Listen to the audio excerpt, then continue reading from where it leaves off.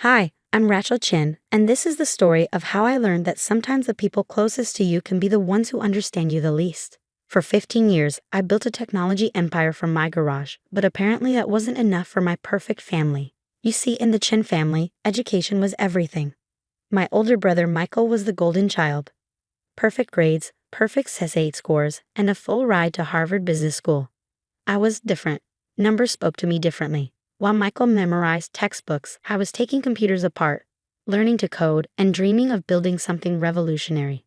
Rachel, you're wasting your potential, Mom would say, shaking her head as I worked on computers in our garage instead of applying to colleges. Look at your brother, already preparing for his MBA, and you're just tinkering. The tinkering they dismissed, it became Chentech Solutions, now valued at $100 million. But let me start from the beginning. 15 years ago, while Michael was starting his first year at Harvard, I dropped out of community college. The day I told my parents, you'd think I committed a crime. Dad, a respected professor at Stanford, couldn't even look at me. Mom cried for weeks. Michael, home for spring break, just smirked. Well, sis, I guess someone has to be the family disappointment, he said, straightening his Harvard sweater. Don't worry, when I'm running a Fortune 500 company, I'll give you a job in the mailroom.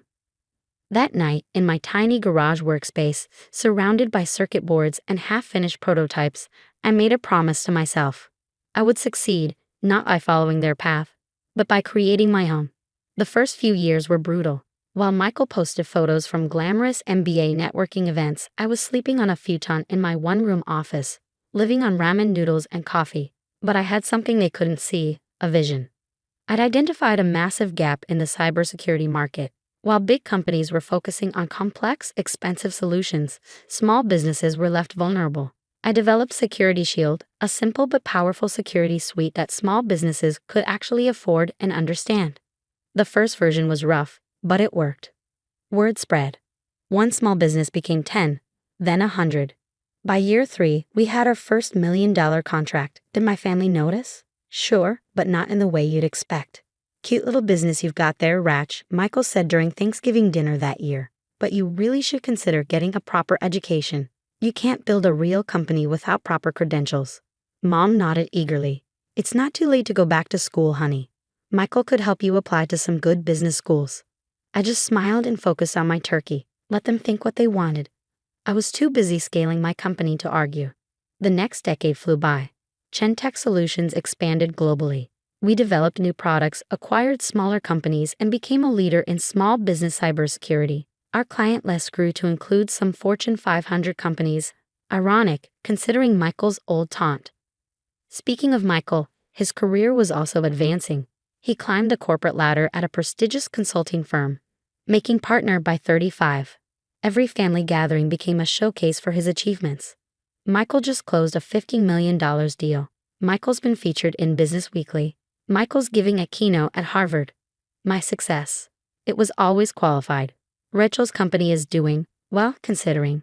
The considering part always hung in the air. Considering she's a dropout. Considering she has no formal training. Considering she's not Michael. Then came last week, Michael's promotion party. He'd been named CEO of his consulting firm's tech division, and Mom and Dad threw a lavish celebration at the Ritz-Carlton. The who's who of Silicon Valley was there, including many of my own clients and competitors. Not that my parents knew that. I arrived early, wearing a simple black dress that Mom immediately criticized. Couldn't you have made more of an effort? This is an important night for your brother. The evening proceeded as expected, a parade of speeches praising Michael's brilliance, his credentials, his potential. Then Michael clinked his glass for the big announcement. Thank you all for coming tonight, he began, flashing his perfect smile. As many of you know, I've just been named CEO of our technology division. But that's not the only exciting news. He paused for effect, his eyes finding mine across the room. I'm pleased to announce that we'll be expanding aggressively into the small business cybersecurity market. In fact, his smile turned predatory. I'm hoping to acquire my sister's little company as our first move. It's time for Chentech Solutions to have real, qualified leadership. The room erupted in murmurs. I sat frozen as Michael continued. Let's be honest, in today's market, you need proper credentials to compete. My sister's done adequately, considering her limitations, but it's time for Chentech to evolve. Rachel, he turned to face me directly. As your brother, I'm offering you a graceful exit. Let the professionals take over before your lack of education ruins everything you've built. I looked at Dad, who was beaming with pride at Michael's business acumen. Mom was already gushing to her friends about how wonderful it would be to have both children at the same company. The room waited for my response. Michael's smirk said he expected me to graciously accept, to finally admit that he was right all along. Instead, I stood up slowly, smoothed my inadequate dress, and walked to the podium. Thank you for the interesting offer, Michael, I said quietly. I'll have my response ready first thing tomorrow morning. Then I walked out, leaving behind the whispers and stares. In my car, I pulled out my phone and began typing emails. It was going to be a long night, but by morning they'd learn exactly what a dropout could do. Little did they know, tomorrow would change everything. The next morning dawned bright and clear. I arrived at Chentech's headquarters at 6 a.m., hours before our usual start time. As I walked through the quiet offices, I touched the sleek glass walls and modern workstations. Everything I built from nothing while my family was busy doubting me. At precisely 9 a.m., the elevator doors opened. Michael strode in, followed by Dad and two men in expensive suits, presumably his company's lawyers. His triumphant smile faltered slightly when he saw me sitting calmly at the conference room table. Rachel, he said, straightening his custom-made tie. I'm glad you're here. These are our attorneys. They've prepared the acquisition paperwork.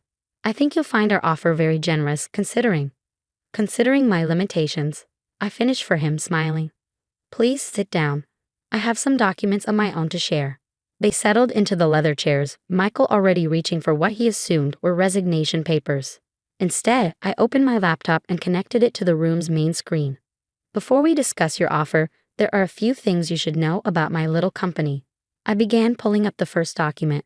This is Chentech's current valuation, $100 million, as verified by 3 independent firms last month. Michael's smirk wavered. That's impossible. Our research showed. Your research, I cut him off, was based on public records that are intentionally incomplete. You see, while you were collecting degrees, I was collecting patents. Chentech holds over 200 proprietary security algorithms. The visible company you tried to acquire? That's just the tip of the iceberg. I clicked to the next slide. These are our client lists. Notice anything interesting?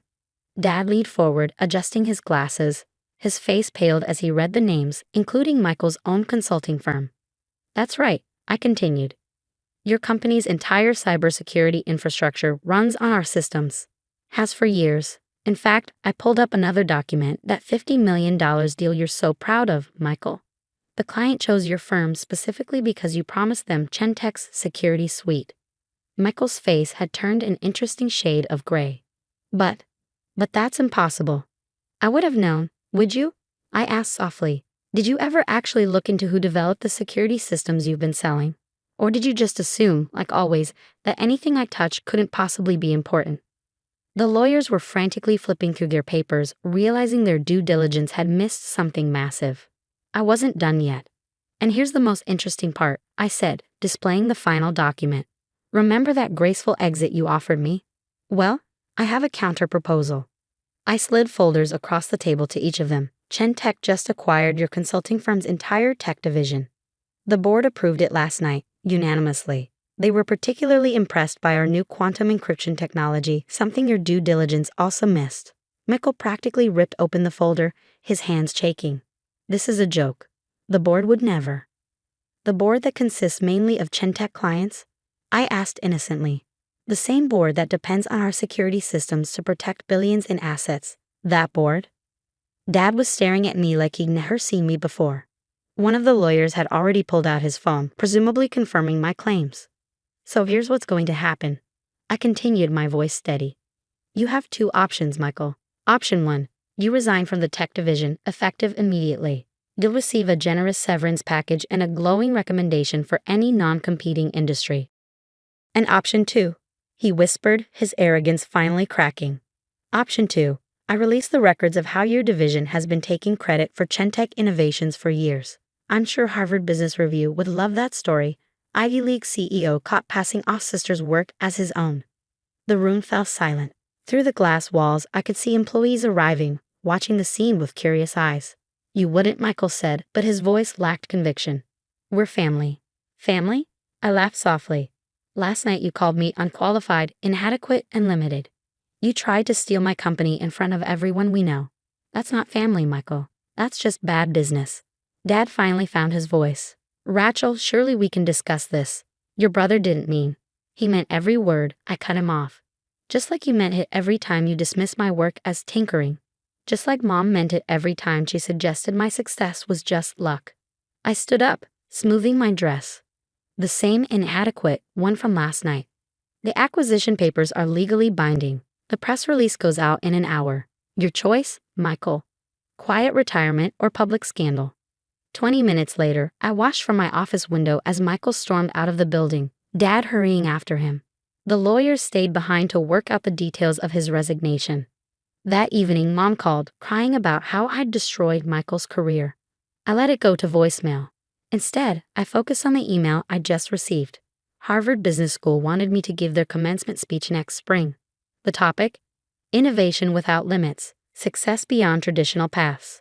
I accepted the invitation with a small smile, already planning what I'd say. After all, I had quite a story to tell. The next year brought changes none of them expected. Chentech's value tripled after we went public. Michael found a job in real estate, far from tech. Dad retired, finally understanding that credentials don't always equal competence. We still see each other at holidays, maintaining a careful distance that masks wounds that may never fully heal. Sometimes late at night, I look at old family photos and feel a twinge of sadness for what we lost. But then I remember Michael's smirk, Dad's dismissal, Mom's constant doubts, and I remember that respect is earned, not granted by degrees. These days, when I speak at tech conferences, I often catch whispers. That's Rachel Chen, the dropout goo. They never finish the sentence, but they don't have to. My success speaks for itself. Last week, I received an invitation to speak at Michael's old consulting firm's annual retreat. The topic? Recognizing innovation. Looking beyond traditional metrics. I accepted with a smile, remembering the night they thought a dropout couldn't possibly build something worthwhile. As I write this from my office overlooking Silicon Valley, I'm reminded of something my first mentor told me. Success isn't about proving others wrong. It's about proving yourself right. She was right, but sometimes, just sometimes, doing both feels pretty good. The company continues to grow, pushing boundaries and breaking new ground. But more importantly, I've found peace with my path. Sometimes the best revenge isn't about destroying others. It's about soaring so high, they can't help but see their own limitations. After all, not all dropouts are created equal, and not all success stories follow the expected path. Sometimes the biggest achievements come from those who dare to write their own rules. And as for Michael's Harvard MBA, it looks great on his wall, right next to the real estate license he had to get after trying to steal the wrong little company from the wrong, unqualified sister.